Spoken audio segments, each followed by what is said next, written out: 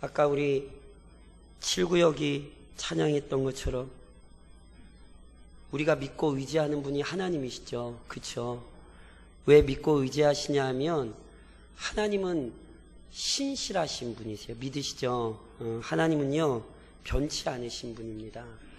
그분은 그의 본성이 자비로우실 뿐 아니라 그 자비로운 본성이 변함이 없으신 분이기 때문에 그분의 백성들은 항상 그의 은혜를 입고 살아가는 거예요. 실은 여호수아서라는 성경 자체가 처음 시작할 때부터 이 하나님의 신실하심이 없이는 기록될 수 없다라고 제가 말씀을 드렸죠. 왜냐하면 여호수아서의 내용 자체가 뭐냐면 적어도 500년, 600년 전에 아브라함에게 하셨던 약속이 이루어지는 얘기예요. 그렇죠? 아브라함에게 하늘의 별과 같고 바닷가의 모래와 같은 많은 자손과 그 자손들이 누릴 수 있는 땅, 가나안 땅을 약속하셨잖아요. 그게 아무리 짧게 잡아도 500년에서 600년 전이거든요. 그러니까 500년, 600년 동안 얼마나 많은 사람들이 죽어나갔어요. 얼마나 많은 사람들이 바뀌었어요. 그런데 사람이 죽어나가고 사람이 바뀌고 역사가 뒤바뀌어도 하나님은 안 변하시더라니까요. 그래서 그 약속대로 이스라엘 백성이 가나안 땅에 진입을 한 거예요. 그리고는 12장까지는 저랑 뭘 살펴보셨냐면 여호수아의 지도 아래 이스라엘 백성이 그 땅을 정복하는 내용을 살펴보셨죠. 그래서 지난 시간에 12장 마지막 부분에 보니까 여호수아가 가나안 땅에 들어와서 정복했던 31명의 왕의 명단이 쫙 기록이 되어 있었죠. 그래서요 어느 누구도 함부로 여호수아와 이스라엘 백성을 향하여 욕할 수 없는 상태가 이미 됐어요. 앞서도 설명드렸듯이 아직 전쟁이 다 끝난 거 아니에요.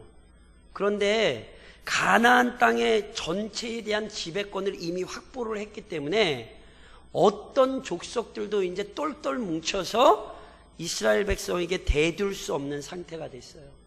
이제 이스라엘 백성은요 각각 곳곳으로 다 흩어져 가지고 더 철저하게 가나안 족속을 멸하고 그 땅을 차지하면 되는 거예요.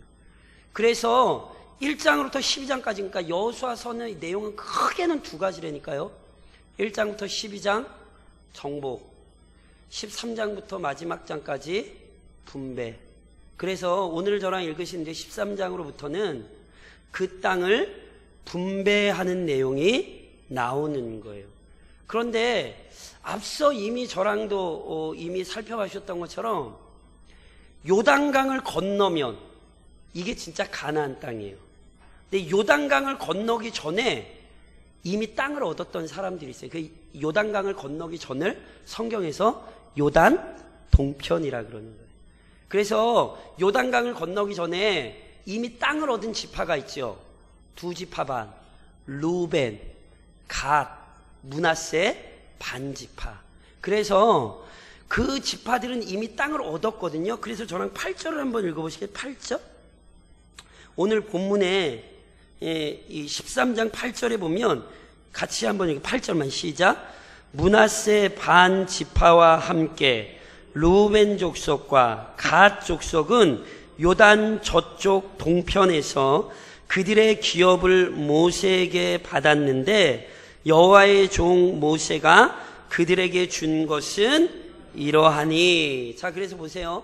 이제는 땅에 대한 분배를 시작을 하는데 그 땅에 대한 분배를 시작하기 전에 이미 모세 때에 요단 동편에서 땅을 분배받았던 내용을 먼저 이렇게 좀 기록을 하는 거예요. 마치 이스라엘 백성이 여호수아와 가나안 땅에 들어와서 정복한 31명의 왕들 명단 이전에 누구 얘기를 먼저 기록했어요? 모세가 광야에서 정복했던 일을 기록을 먼저 했던 것처럼 동일한 방식으로 땅을 분배하기 전에 루벤, 갓, 므낫세 반지파가 모세에게 어떻게 땅을 분배받았는가를 실은 8절 이후로 13장에 먼저 쫙 기록을 해요. 그러면서 이제 14장에 들어서며 하나님께서 여호수아에게 말씀하신 대로 나머지 지파들, 정확히 표현하면 오늘 저랑 읽으신 이제 7절에 보면 너는 이 땅을 9지파와 므낫세 반지파에게 나누어 기업이 되게 하라. 그러니까 2지파 반은 이미 얻었고 나머지 이제 9지파 반의 분배를 시작을 하는 거예요. 그런데 그 모든 분배를 시작하기 전에 오늘 저랑 읽으신 1절에 보면 하나님께서 이렇게 얘기하세요. 여호수아가 나이가 많아 늙음에 여호와께서 그에게 이르시되 너는 나이가 많아 늙었고 얻을 땅이 매우 많이 남아있도다. 자, 절 보세요. 자, 한번 여쭤볼게요. 누군가 길거리 지나다가 아는 사람을 좀 만났어요. 반갑게 인사를 하는데 그 사람이 그러는 거예요. 아유, 많이 늙었네. 기분이 어떠시겠어요?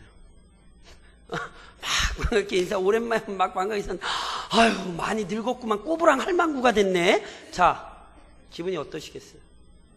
아, 이거 나쁘시죠? 오늘 하나님이 지금 그 말씀을 하시거든요. 너는 나이가 많아 늙었고. 아, 여호수아도 알아요. 나이 많은 거. 이때 여호수아의 나이가 몇 살이겠는가? 적게는 90세, 많게는 한 100세 정도 봅니다. 여호수아의 나이가. 그러니까 여호수아가 110세에 죽거든요. 그러니까 앞으로 길면 20년, 짧으면 한 10년 정도 그 인생이 남은 시점이었어요. 그때 여호수아도 알아요. 자기가 늙었다는 거. 근데 꼭 하나님이 찝어서, 하나님 말씀에 제가 얘기한 거예요. 하나님 성경. 너는 나이가 많아 늙었고 얻을 땅이 매우 많이 남아있도다. 하나님이 왜 나이가 많다는 걸 꼭 집어서 말씀을 하실까요? 하나님이 여호수아 기분 나쁘라 그러셨을까요? 아니지요, 당연히. 이 구절이 우리에게 굉장히 중요해요. 저를 좀 한번 따라 하시겠어요? 한계를 기억하라. 사람은요, 자신의 한계를 기억해야 돼요. 하나님이 여호수아에게 지금 너 나이 많아 늙었어 이 말을 하시는 것은 여호수아를 초라하게 만드는 게 아니에요. 이 말씀은 여호수아에게 자신의 한계를 잊지 않도록 훈계하시는 말씀이에요. 사랑하는 성도 여러분, 이 세상에서 늙지 않고 영원히 살 수 있는 사람은 없습니다. 인생들은 하나님께서 허락하신 기간 동안만 이 세상에 잠시 머물 뿐이에요. 이것을 기억하는 게 얼마나 중요한 것인지를 잊으시면 안 돼요. 제가 몇 번 그런 말씀 드렸죠. 기독교는요, 죽음을 얘기하는 종교예요. 그런데 이상하게 교회 안에서 죽음을 얘기를 안 해요. 장례식 때 가서야 죽음이라는 얘기를 듣는 게 교회의 현실이 돼버렸어요. 아니에요. 교회는 원래 죽음을 얘기하는 곳입니다. 여호수아 전에 이스라엘 백성을 이끌었던 탁월한 지도자 모세를 아시죠? 제가 개인적으로 굉장히 좋아하는 시편 중에 하나가 시편 90편입니다. 시편 90편 저랑 한번 가보시겠어요? 시편 90편을 제가 좋아하는 이유 중에 하나가 표제예요. 표제 제가 말씀드렸죠. 표제는 원래 성경을 기록했던 사람들이 그 사람이 기록을 한 게 아니라 후대의 학자들이 이 시편을 정리하면서 이 시편의 정황과 어떤 상황들 또는 이 시편을 어떻게 읽어야 되는지 방향성들을 제시하며 이렇게 시편의 표제를 다는 거거든요. 그런데 시편 90편의 표제가 뭐냐면 뭐라고 돼 있죠? 시편 90편 찾으셨어요? 뭐라고 돼 있죠? 하나님의 사람 모세의 기도. 너무 멋진 표현 아니에요? 모세를 표현할 때 성경은 단 한마디로 표현해요. 그 사람이 누구다? 하나님의 사람이다. 하나님께서 택하신 사람일 뿐 아니라 하나님을 위하여 살았던 사람. 그게 하나님의 사람 모세예요. 근데 그 하나님의 사람 모세가 저랑 시편 90편 3절로 5절 한번 같이 읽어보세요. 3절로 5절. 3절로 같이 시작. 주께서 사람을 티끌로 돌아가게 하시고 말씀하시기를 너희 인생들은 돌아가라 하셨사오니 주의 목전에는 천년이 지나간 어제 같으며 밤의 한순간 같을 뿐임이니라. 주께서 그들을 홍수처럼 쓸어가시나이다. 그들은 잠깐 자는 것 같으며 아침에 돋는 불 같으니이다. 저랑 10절로 12절도 한번 읽어보실래요? 10절로 12절 같이 읽겠습니다. 우리의 연수가 70이요 강건하면 80이라도 그 연수의 자랑은 수고와 슬픔뿐이요 신속히 가니 우리가 날아가나이다. 누가 주의 노여움의 능력을 알며 누가 주의 진노의 두려움을 알리까? 우리에게 우리날 계수함을 가르치사 지혜로운 마음을 얻게 하소서. 아멘. 하나님의 사람 모세가 기억했던 게 뭐예요? 하나님께서 사람을 티끌로 돌아가라고 명령하셨다는 거예요. 인생들은 반드시 그 길을 간다는 거예요. 하나님은 영원하시나 우리는 이 땅에서 영원한 존재가 아니에요. 우리의 연수가 70이요 강건하면 80이라도 그 연수의 자랑은 수고와 슬픔뿐이고요 신속히 날아가는 거예요. 그래서 모세가 뭐래요? 하나님 우리에게 우리의 날 계수함을 가르쳐 주세요. 무슨 얘기예요? 내 인생의 연약함, 내 인생의 끝이 있다는 사실, 하나님 그것을 알게 해달라고 모세가 기도하잖아요. 기독교는 죽음을 얘기하는 종교라니까요. 이 세상에서 어떻게 잘 먹고 잘 살고 열심히 누리고, 이거 기독교 신앙 아니에요. 기독교는 죽음을 기억하고 죽음 앞에서 그 믿음을 드러내는 종교예요. 그리고 우리날 계수함을 알 때 어떻게 돼요? 지혜로운 마음을 얻게 하소서. 내 인생의 연약함을 아는 자가 지혜로운 자가 돼요. 왜 그게 지혜로운 자가 되죠? 왜 하나님께서 여호수아에게 나이를 밝히시고 늙었다라고 얘기하시죠? 여호수아가 연약함을 기억해야 되거든요. 왜요? 그걸 기억할 때 보세요. 지금까지 살아온 것이 은혜임을 알게 돼요. 지금까지 자기가 살아온 게 아니에요. 하나님께서 은혜 주셔서 살아왔다는 것을 알게 돼요. 오늘 하루도 연약한 인생이 산 게 누구 덕택이에요? 하나님 덕택이죠. 오늘 이 자리에 이렇게 두 발로 걸어 나온 게 누구 덕택이에요? 그동안 건강을 잘 관리하셔서 그래요? 집에서 보약을 열심히 먹었더니 그랬더니 좀 괜찮아지셨어요? 그 참 인생이 뭔지를 모르는 거예요. 하나님께서 우리의 호흡을 붙들어 주시지 않으면 우리 별거 없어요.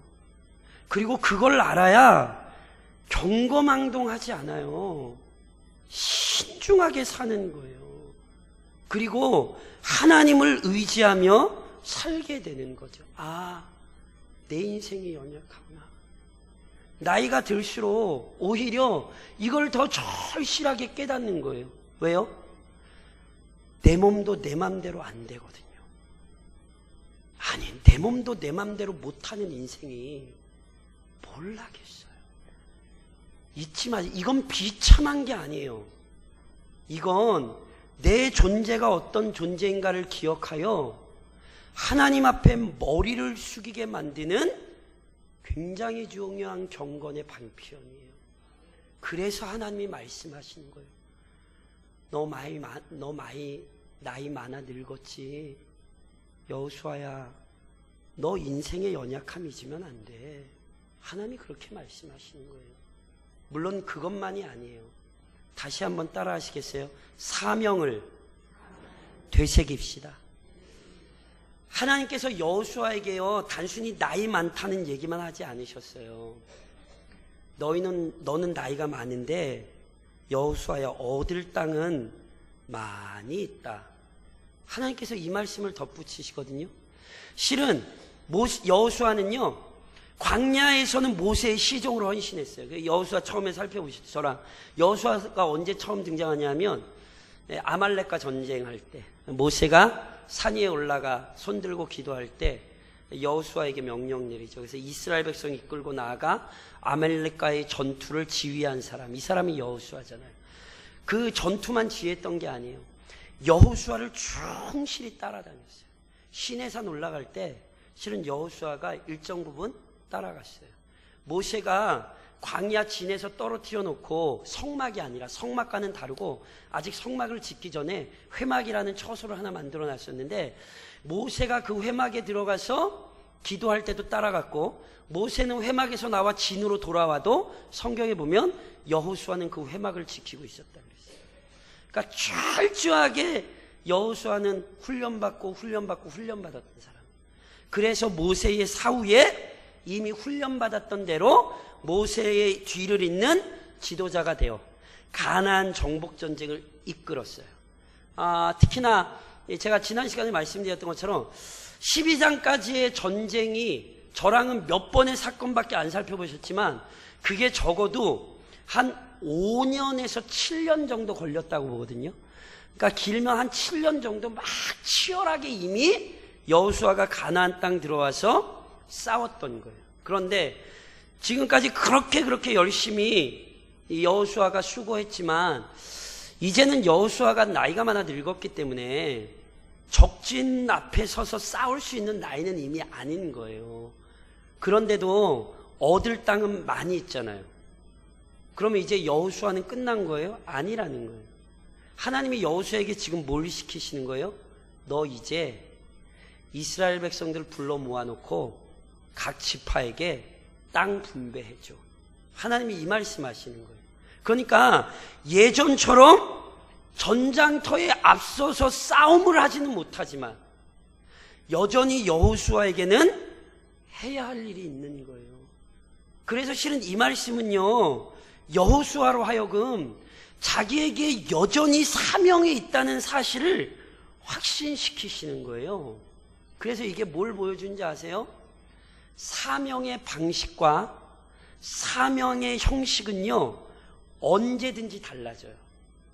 그런데 사명의 본질은 안 달라져요. 사명의 본질은 뭐냐면 하나님을 위하여 사는 거예요. 그런데 그 하나님을 위하여 산다는 게 상황과 형편에 따라 모양은 달라질 수 있다라는 사실을 잊지 마십시오. 제가 간혹가다 내일도 제가 가르쳤던 누가 청년이 하나 찾아온다 그래가지고 제가 오지 말라고 근데 뭐 찾아온다 그래가지고 제가 근데 그 청년들 가르칠 때 제가 아직도 그 청년들 가르칠 때 기억나는 것 중에 하나가 수련회 때, 여름 수련회 때 집회가 저녁 집회가 한 7시 정도 보통 시작하거든요. 제가 그때도 7시 정도 시작해서 그 청년이 회장일 때였을 걸로 제가 기억이 나요. 제가 저녁에 7시에 집회 시작해서 집회가 몇 시에 끝났냐면 새벽 한 3시 반, 4시 정도 돼서 끝났어요. 제가 말씀드렸듯이 제가 청년부 집회하면 설교를 보통 5시간에서 한 6시간 정도 하거든요. 설교만. 그러니까 한 번에. 그러니까 제가 여름 수련회 하면 저희는 새벽 기도라는 게 없어요. 왜냐하면 저녁에 집회 시작하면 끝나는 게 새벽에 끝나기 때문에 새벽 기도라는 게 없어요. 이미 끝나면 새벽이니까. 근데 그 청년들이 아직도 기억해요. 새벽 3시 반인가 4시에 끝났는데 얘들이 그때 고기를 구워 먹었어요. 별로 다들 안 놀라시구나. 그래서 집회를 새벽에 제가 아주 충격을 받아가지고 제가 그랬던 기억이 나요. 제가 그 생각을 하면서 그런데 지금 저한테 그렇게 설교하라 그러면 저 못할 것 같아요. 제가 제일 길게 한 번에 설교했던 게 8시간 반이에요. 고등부 애들 데리고 하루 저녁에 설교만 8시간 반. 그러니까 지금 그렇게 하라 그러면 저 절대 못할 것 같아요. 지금은 1시간만 넘어가도 힘이 들어요. 제가 요즘 여름에 제가 청년들 집회 가고 하면 거의 한 3시간에서 4시간 정도밖에 못해요. 그러니까 이게 안 되더라고요. 그러면 제 설교자의 인생이 끝입니까? 이제 예전처럼 그렇게 막 5시간, 6시간 설교 못하면 더 이상 설교를 못하고 사나요? 아니죠. 그때는 하나님께서 그렇게 설교하면서 교회를 섬기게 하셨던 거예요. 지금은 그렇게 설교했다간 우리 교인들 다음 주에 아무도 안 오실걸? 어? 제가 주일날 설교도 제가 보통 저희 그 주일날 설교도 제가 거의 1시간 이상씩 했거든요. 기본 설교가. 근데 제가 우리 교인들 제가 우리 교회에서는 그렇게 안 하잖아요. 그러니까 아마 제가 그렇게 했으면 지금 막 이렇게 제가 뭐 지금도 그 내년 그 심령 뭐죠? 저희가 뭐죠? 신년 사경에 제가 지금 이미 준비하고 있는데 그때도 제가 신년 사경회 때도 그렇게 길게 안 하잖아요. 그때 제가 만약에 5시간 6시간 하면 그 다음부터 절대 안 오셨을걸? 그렇죠? 젊을 때 사역하던 것과 지금 사역하던 것이 같을 수 없어요. 그래도 내가 젊을 때는 막 이렇게 했는데 속상해 하실 필요 없어요. 그것은 누구나 인생이 경험하는 거예요. 모양은 달라지실 수 있어요. 그런데 본질은 안 변해요. 하나님이 지금 여호수아에게 그걸 확인시키시는 거예요. 너 예전처럼 전쟁터 앞에 나가서 싸움은 못하지만 여호수아야, 너 아직 할 일 있어. 너 이스라엘 백성들 모아놓고 너 땅 분배하는 거 너 관리해. 그래서 여호수아가 그걸 한단 말이에요. 그리고 실제로 마지막에는 23장이지 여기 가면 세겜에서 언약을 갱신하고 22장에서 그리고 23장 24장 마지막 설교하고 그리고는 여호수아의 인생이 끝나는 거예요. 그러니까 보세요. 사명은 죽을 때까지 사명을 감당하는 거예요. 나이가 들었다고 해서 늙었다고 해서 우리는 사명에서 벗어나는 게 아니에요. 지금도 내 사명을 되새기셔야 돼요. 내가 지금 나이가 들었고 힘들고 이렇다고 해서 지금 사명이 없는 것도 아니고 사명을 감당 안 해야 되는 게 아니라니까요. 여호수아에게 말씀하셨던 것처럼 오늘 내게 주신 사명을 되새기셔야 돼요. 그게 믿음이에요. 물론 그것만이 아니죠. 믿음의 사람은요, 한 번만 더 따라 하시겠어요? 하나님의 행하심을 기대하라. 네, 하나님의 행하심을 기대해야 돼. 하나님이 이렇게 말씀하셨잖아요. 여호수아야, 너 나이 많아 늙었어. 이게요, 여호수아를 부끄럽게 만든 게 아니라 이게 여호수아를 감격하게 만들었다는 사실을 기억하셔야 돼요. 자, 한번 이렇게 여쭤볼까요? 당시 이스라엘 백성 중에 제일 나이 많은 사람이 누구게요? 지금 여호수아가 이 말씀을 받을 때 이스라엘 백성들 중에 제일 나이 많은 사람이 누구게요? 갈렙이 아니라 여호수아로 보여요. 저희는 갈렙보다 여호수아가 나이가 더 많은 걸로 봐요. 뒷장 14장 가면 갈렙의 나이가 나오잖아요. 몇 세? 85세. 근데 제가 아까 말씀드렸죠. 여호수아는 적어도 90세. 그러니까 제일 나이 많은 사람이요, 여호수아예요. 그런데 그게 감격이라는 거 아세요? 왜요? 여호수아가 가데스 바네아에서 어떤 일을 경험했죠? 이스라엘 백성이 모세의 인도하에 가데스 바네아에서 40일 동안 가나안 땅 점탐하고 나서 뭔 일이 일어났습니까? 가나안 땅 못 얻는다고 난리 쳤죠. 그래서 하나님께서 이스라엘의 불신을 징계하시되 20세 이상의 사람은 광야 40년 동안에 다 하나님께서 그 영혼 거두어 가셨죠. 대신 하나님께서 분명히 말씀하셨어요. 여호수아와 갈렙만은 내가 그 땅에 들어가게 하겠고 그 땅을 누리게 하겠다고. 모세도 못 들어왔어요. 모세가 엄청 들어오고 싶었는데 하나님이 너 딱 여기까지야. 너 올라가서 너 느보산 올라가서 너 죽어. 그래서 모세도 못 들어온대요. 거기에 누가 최고 연장자로? 여호수아가 연장자로 들어왔어요. 그러니 지금 나이가 많다라고 하는 것은요, 이스라엘 백성에게 여호수아에겐 굉장한 영광이에요. 왜냐하면 하나님께서 그의 인생을 보존하셨다는, 약속하신 대로 그의 인생을 보호하셨다는 가장 결정적인 증거이기 때문에 그래요. 그래서 동일하게 갈렙이 14장에서 그 얘기하잖아요. 내 나이 85세지만 하나님께서 예전에 말씀하신 대로 나를 살려주셨다. 그러니까 이게 여호수아와 갈렙에게는 이 나이 많은 게 굉장한 감격이었다니까요. 아십니까? 그러니까 이게 앞선 하나님께서 베푸셨던 은혜를 떠올리게 하는 거예요. 아, 하나님이 진짜 말씀하신 대로 살려주신 거구나. 게다가 얻을 땅이 많다라고 말씀하시잖아요. 이 얘기는 실은 앞으로도 하나님이 하실 일이 많다라는 얘기예요.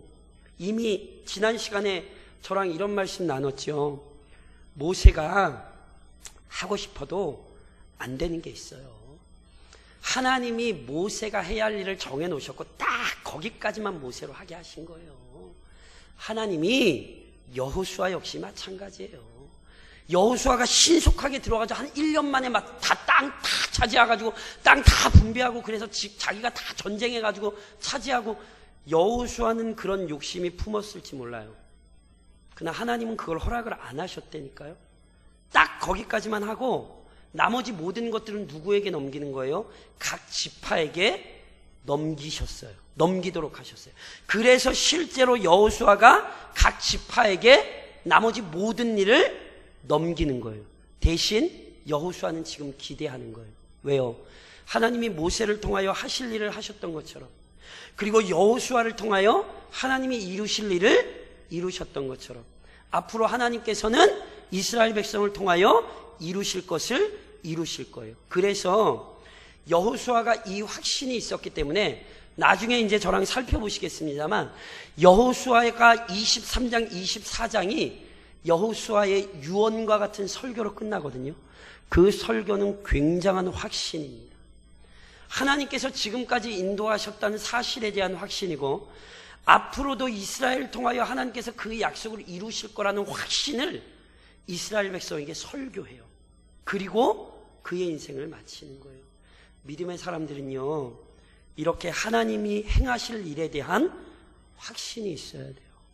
하나님께서 이 나라와 이 민족을 통해 하실 일이 있고, 하나님께서 우리 교회를 통해 하실 일이 있고, 하나님께서 내가 믿음을 물려준 나의 후손, 믿음의 후손들을 통해 하나님께서 하실 일이 있다. 그 확신과 소망이 오늘 우리로 하여금 살게 하는 거라니까요. 그래서 우리는 그 확신을 붙들고 오늘을 철저히 믿음 안에 사는 사람들이 되어야 돼요. 이게 하나님께서 지금 여호수아에게 가르치시는 거예요. 그러면서 오늘 본문 속에 몇 가지로 좀 적용을 좀 하겠습니다. 우선 저를 좀 한번 따라 하시겠어요? 감사를 잊지 맙시다. 자, 지금 뭐 시작하죠? 땅을 분배하죠. 왜 땅을 분배하죠? 땅을 차지했기 때문에 분배하는 거예요. 만약에 이스라엘 백성이 가나안 땅에 들어와서 지난 시간 동안 치열하게 싸우며 땅을 차지했던 일이 없었다면 분배 못해요. 분배한다는 건 땅을 이미 차지했다는 은혜의 결과가 분배가 되는 거예요. 그러니 실은 이스라엘 백성은, 여호수아는 지금 분배를 시작하며 우선은 지나온 시간을 잘 돌아보며 감사해야 되는 거예요. 하나님께서 그들에게 그 땅을 어떻게 얻게 하셨는지 감사하는 마음으로 이제 그 분배를 시작해야 되는 거예요. 내일 수능 시험 있잖아요. 그렇죠? 요즘은 수능 한파가 잘 없나 봐요. 저희 때만 해도 막 수능 날이면 안 춥던 날도 갑자기 춥고 그랬는데 요즘 시험을 좀 일찍 봐서 그런가. 우리 교회도 수능을 치는 애림이가 하나 있고 다 아마 이제 손주들 이렇게 수능 치고 걱정되시죠? 물론 이제 걱정 안 된다고 기도로서 이긴다고 하시지만 어찌됐건 걱정은 되죠. 왜 안 돼요? 근데 따지고 보면 수능 시험 보는 게 감사라는 거 아세요? 왜요? 그 나이 되도록 하나님이 지켜주셨잖아요. 아니, 하나님이 그 나이 되도록 지켜주시고 보호 안 해주셨으면 수능 시험 보겠어요? 그러니까 오늘 가서 꼭 손주들한테 꼭 그 얘기 해주세요. 너 수능 시험 들어갈 때 감사하면서 들어가라고. 하나님이 지금껏 너 길러주시고 보호하시고 인도하셨으니까 네가 지금 그렇게 수능 시험 치르러 가는 거지. 안 그러면 하나님이 지금까지 보호 안 하셨으면 어떻게 그렇게 수능 시험 치러 들어가겠냐고. 물론 믿음으로 찍고 오고 뭐 이렇게 시키시면 안 돼요. 믿음으로 찍는 거 아니에요. 그 마음에다가 이제 뭘 가져야 돼요? 지금까지 지키셨으니 하나님이 앞으로도 지키실 거라고. 기억하셔야 돼. 수능 시험이 우리 인생 책임지지 않아요. 학벌이 우리의 인생 책임지지 않아요. 그러니까 제발 부탁인데 손주들에게 아유 좋은 대학 가야 이제 부모로서 그렇게 이야기하시는 심정은 부모면 누구나 다 충분히 이야기하죠.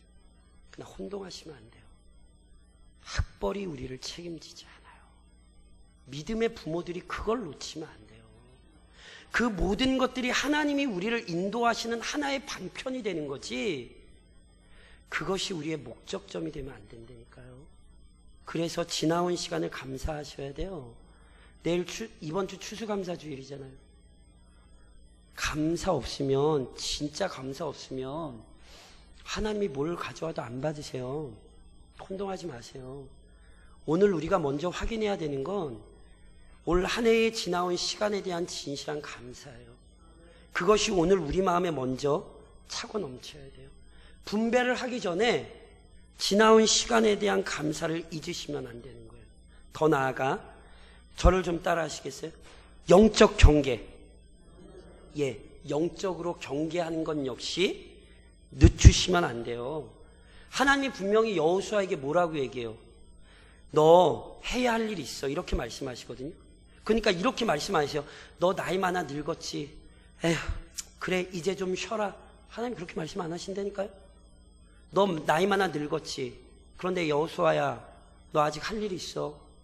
너 마음을 늦추면 안 돼. 하나님 이렇게 말씀하시는 거예요. 우리의 신앙의 싸움은 마지막까지 계속되는 거예요. 그래서 영적으로 절대로 나태해지시면 안 돼요. 아직 감당해야 할 일들이 있어요. 그리스도인은요, 언제 사명이 마감되는 거냐 하면 죽을 때 우리의 사명 끝나는 거예요. 제가 말씀드렸죠. 우리 왜 죽어요? 그렇죠. 천국 가려고 죽으시는 거예요. 근데 하나님께서 빨리 안 죽이시죠.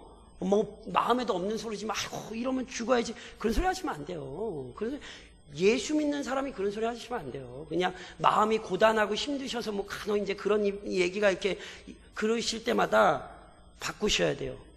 하나님 사명 잘 감당하게 해달라고. 하나님이 살리시는 데는 다 이유가 있어요. 우리 기독교 역사의 아주 중요한 인물 가운데 하나가 데이비드 리빙스턴이라는 참 탁월한 선교사가 있어요. 아마 아실 거예요. 이분이 1813년도에 스코틀랜드에서 태어나신 분이거든요. 리빙스턴 그럼 모르는데 제가 이렇게 얘기하면 아실 거예요. 한 소년이 어느 집회에 가서 참석했다가 은혜를 너무너무 많이 받았어요. 그런데 그 집회가 끝나고 나서 이제 헌금함을 돌리는 거예요. 근데 그 소년은 가난해서 하나님 앞에 헌금을 드리고 싶은데 헌금을 드릴 게 없었어요. 그랬더니 그 소년 앞에 헌금함이 왔을 때에 그 소년이 갑자기 자리에서 일어나서 신발을 벗더니 그 헌금함에 자기가 들어갔어요. 그러고는 뭐라고? 하나님, 제가 내 인생을 하나님께 드리겠습니다.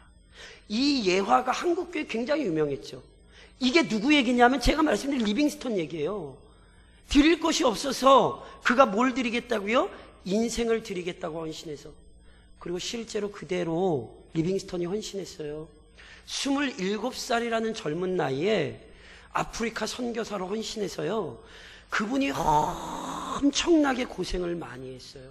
그런데 그분이 아프리카에서 그렇게 엄청나게 고생을 많이 하다가 하루는 전도하러 나갔다가 아프리카에는 뭐가 많냐면 사자가 많잖아요.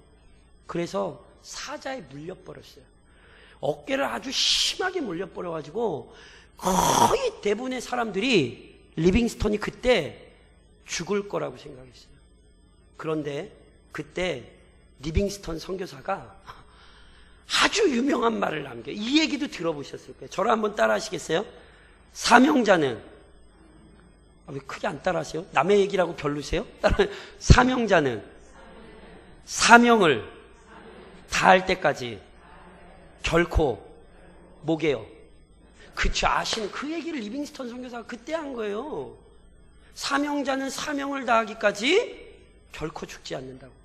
그의 믿음대로 그가 살아나서 그가 60세에 실은 하나님의 부름을 받거든요. 그러니까 27살에 선교사로 헌신해서 수많은 고비를 넘기며 60세에 하나님 품에 안기기까지 그는 철저히 하나님의 영광을 위해 살았던 사람입니다. 죽을 때까지 사명 감당하시는 거예요. 흔들리지 마세요. 나태해지지 마세요. 아휴, 나 이 나이가 됐는데, 아휴, 내 몸이 이런데. 아니에요. 그러시면 안 돼요. 하나님이 오늘 살리셨으면 살리신 이유가 있는 거예요. 하나님이 때 되면 어련히 알아서 불러가시 걱정하지 마세요.